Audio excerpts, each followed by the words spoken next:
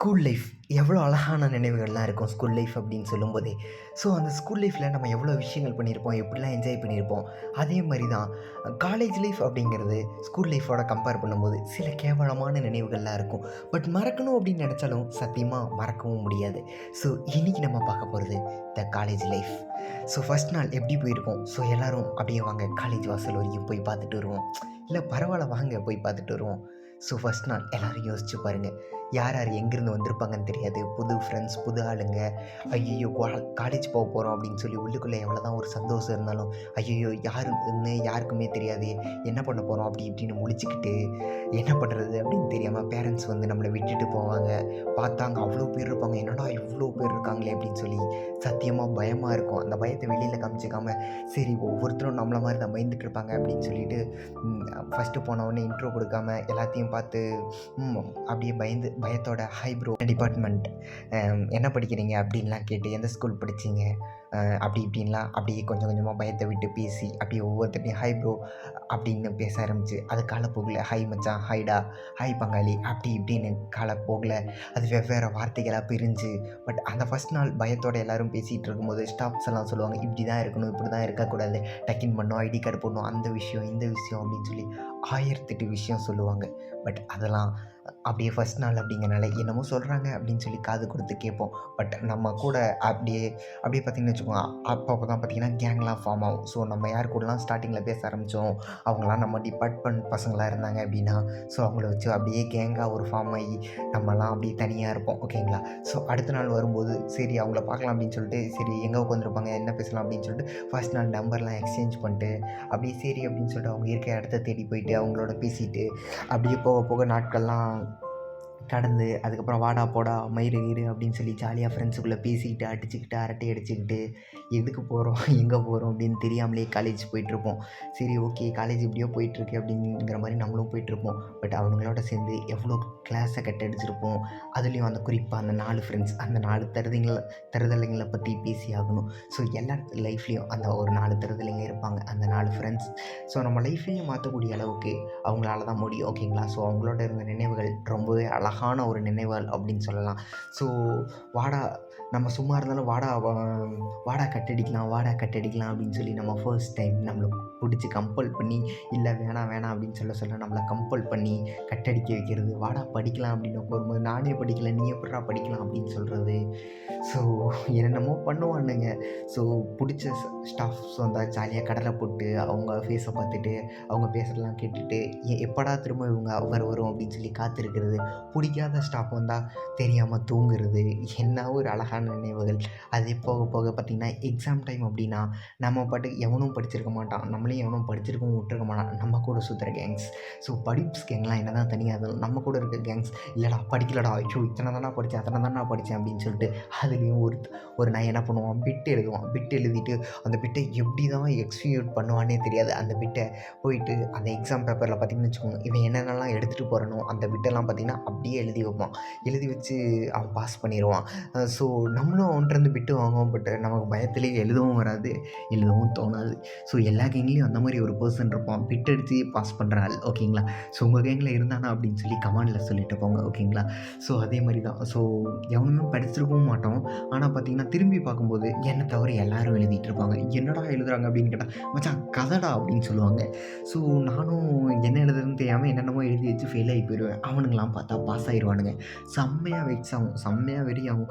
உங்களை அடுத்த time pass ஆகண்டா அப்படின்னு தோணும். பட் அடுத்த டைம் நம்மளும் பார்த்திங்கன்னா அவனுக்கு பேச்சுக்கிட்டு நம்மளும் கதை எழுத ஆரம்பிப்போம். அப்படியே போக போக நாட்கள் போக போக நமக்கு சீனியர் ஃப்ரெண்ட்ஸ் எல்லாம் கிடைப்பாங்க. நமக்கு கீழே ஜூனியர்ஸும் வருவாங்க. ஜூனியர்ஸ் கூட செம்மையாக பேசுவோம். சீனியர்ஸ்க்கெலாம் ஜால்ரா போட்டு சீனியர்ஸ்லாம் அண்ணா தம்பி அப்படின்னு சொல்லிட்டு சண்டைக்காக எல்லாத்தையும் திரட்டும். ஓகேங்களா. ஸோ அதே மாதிரி கொஞ்ச நாளில் சீனியரும் நம்மளை விட்டு போயிடுவாங்க. ரொம்ப வலிக்கும். ஓகேங்களா. பட் பார்த்த இடத்துல சீனியர் ஜூனியர் மட்டும் மரியாதை இல்லாமல் எல்லாத்தையும் சைட் அடிப்போம். கண்ணில் படுற எல்லாத்தையும் ஸ்டாஃப்ஸாக இருந்தாலும் பரவாயில்ல, மேமாக இருந்தாலும் பரவாயில்ல, ஜூனியர் சீனியர் எல்லா பொண்ணுங்களையும் விட மாட்டோம். எந்த பொண்ணுங்க அப்படின்னாலே நம்ம சைட் அடிப்போம். நம்ம டிபார்ட்மெண்ட் மட்டும் இல்லாமல் எதிர்த்த டிபார்ட்மெண்ட், அடுத்த டிபார்ட்மெண்ட் எல்லாமே. ஸோ இதனால் பக்கத்து டிபார்ட்மெண்ட் பசங்களோட செம்மையா காண்டாவானுங்க. அதனாலேயே அவனுங்க நம்ம பார்த்தா ஒரு மாதிரி முறைச்சு பார்ப்பானுங்க. ஸோ அடுத்த டிபார்ட்மெண்ட் அப்படிங்கிறனாலேயே ஆகாது. நம்ம டிபார்ட்மெண்ட் பசங்க பொண்ணுங்களுக்குள்ளே எவ்வளோ தான் ஜாலியாக பேசிக்கிட்டாலும் அடுத்த டிபார்ட்மெண்ட் பசங்க அப்படின்னா நமக்குள்ளுக்குள்ளே ஒரு விரோதம் அப்படியே கொழுந்து விட்டு தீ எரியும். ஸோ என்னதான் அப்படியே நாட்கள்லாம் போயிட்டுருக்கும்போது திடீர்னு நமக்கும் ஒரு லவ் ஸ்டார்ட் ஆகும் காலேஜ் லைஃப்பில். ஸோ என்னதான் அப்படியே தூங்காமல் அந்த பொண்ணுக்கிட்ட கடலை போட்டுக்கிட்டு விடிய கடலை போட்டுக்கிட்டு ஸோ எல்லாருமே அப்படி தான் சுற்றிட்டு இருப்பாங்க. ஸோ கிளாஸில் பார்த்திங்கன்னா எல்லா பொண்ணையும் கலாய்ச்சிக்கிட்டு பொண்ணுங்களாம் பசங்களை கமெண்ட் பண்ணிவிட்டு ஸோ ஒரு பையன் ஒரு பொண்ணு கூட க்ளோஸாக இருந்தால் நமக்கு வெறியும். என்னன்னா அவன் பக்கத்தில் போய் உட்காந்து பேசுகிறான், நான் தான் இதுக்கிட்ட தத்தி அப்படி இப்படின்னு. ஸோ இன்ட்ரோவர்ட் பர்சன்ஸ் எல்லாம் நிறைய பேர் இருப்பாங்க பொண்ணுக்கிட்ட பேசாமல் பசங்கலாம். அவங்களாம் எவ்வளோ எரியுவாங்க அப்படின்னு சொல்லி வயிற்றெறிவாங்க அப்படின்னு சொல்லி அவங்களுக்குலாம் தெரியாது. ஸோ அந்த வயிற்றெறிகிற கேஸில் ஒருத்தன் தான் நானும். எனக்கும் டேரெக்டாக பொண்ணுங்கிட்டலாம் போயிட்டுலாம் பேசவெல்லாம் தெரியாது. ஸோ அவ்வளோ கடுப்பாக இருக்கும். அவனுங்க எப்படி தான் பேசுகிறானுங்களோ தெரியல. பொண்ணுங்க கூட உட்காந்து பேசுறது, பொண்ணுங்கிட்ட பேசுறது, ஸ்டாஃப்ஸ் வந்தால் ஒளிஞ்சு பேசுறது, ஐயோயோயோயோ அவனுங்க பண்ணுற அலும்பு இருக்கே சத்தியமாக தாங்க முடியாது. இதெல்லாம் கடிச்சிக்கிட்டு சரி அப்படின்னு சொல்லி போகிற போக்கில் போனால் அவன் ஒரு பொண்ணை கூட்டிகிட்டு சுற்றுறது, அவன் ஒரு பொண்ணு கூட பெஞ்சில் உட்கார்றது, லஞ்ச் பிரேக் இன்டர்வல் ஆனால் அப்படியே கேன்டீனுக்கு கூட்டிகிட்டு அங்கங்கே ஒரு இடத்துல உட்காந்து பேசிகிட்டு இருக்கிறது அப்படின்னு சொல்லி பண்ணுவானுங்க. இதெல்லாம் தாங்கிக்கிட்டு என்னடா பண்ணுறது அப்படின்னு சொல்லிட்டு இருக்கும்போது நம்ம லைஃப்லேயும் ஒரு கதை அழகாக வரும். நைட்டு பூரா பேசிட்டு விடிய பேச வேண்டியது. விடிஞ்சு காலேஜுக்கு வந்து என்ன பண்ணுறதுன்னு தெரியாமல் அரை தூக்கத்தில் உட்காந்து எவனாவது இன்னும் மொக்க போட்டானா அப்படின்னு தூங்கிட்டு இருக்கும்போது அவன் சடார்னு அடித்து எழுப்புறது, திட்டி எழுப்புறது, எழுந்து போய் மூஞ்ச கழுவிட்டாடா நைட்டு ஃபுல்லாக என்ன தானே பண்ணுவேன் அப்படின்லாம் திட்டிட்டு அப்படியே ஸ்டாப்ஸும் போகிறது. அப்படியே என்ன பண்ணுறதுன்னு தெரியாமல் நம்மளும் ஈவினிங் போயிட்டு அப்படியே ஒரு டீ குடிச்சிட்டு அப்படியே தூங்கிட்டு இப்படியே டே பை டே கண்டினியூஸாக போயிட்டே இருக்கும். அப்படியே போயிட்டே இருக்கும்போது அவ்வளோதான்டா இன்னையோட கடைசி மாதம் அப்படின்னு வரும்போது எல்லாத்துக்குள்ளேயும் ஒரு ஃபீல் வரும். ஐயையோ எப்படா காலேஜ் முடிக்கணும், எப்படா நம்ம வீட்டுக்கு போவோம் அப்படின்னு தெரிஞ்சுக்கிட்டு இருந்தவங்க, இந்த வேலைக்கெலாம் போவோம், இந்த காலேஜே பிடிக்கலடா அப்படின்னு சொல்லிட்டு சுற்றிட்டு இருந்த நம்ம கடைசி மாதம் ஆன உடனே ஐயையோ காலேஜ் முடிய போகுதா, என்னடா ஐயோ செமஸ்டர் நினச்சி கடுப்பாக இருந்தாலும் என்னடா இந்த டைம் ஆல் கிளியர் பண்ணி ஆகணுமா அப்படின்னு ஒரு மனசுக்குள்ளே தோணினாலும் ஐயோ இவனுங்கெல்லாம் விட்டு பிரிய போகிறோமா அப்படின்னு சொல்லி ஒரு மாதிரி எமோஷ்னலாக டச் ஆகும். நமக்கு பிடிச்ச ஹெச்ஓடி, நமக்கு பிடிச்ச ஸ்டாஃப்ஸ் இவங்கெல்லாம் நமக்கு வில்லனாக தெரிஞ்ச எல்லாருமே நமக்கு ஹீரோவாக தெரிவாங்க. ஒரு மாதிரி எமோஷ்னலாக தெரிவாங்க. ஸோ நல்லா படித்து கிளியர் பண்ணுறா, எப்படியாவது கிளியர் பண்ணிடு, இதில் தான் உன் லைஃபே இருக்குது அப்படின்லாம் சொல்லி நல்லா மோட்டிவேட் பண்ணுவாங்க. நமக்காக எரிஞ்சு விழுந்தவங்களாம் நம்மளை பார்த்து அன்பாக பேசுவாங்க. பக்கத்து டிபார்ட்மெண்ட் பசங்களாம் நமக்குள்ளே எவ்வளோ தான் ஒரு மாதிரி கோவம் விரோதம் இருந்தாலும் அவனுங்களாம் வந்து பேசுவானுங்க.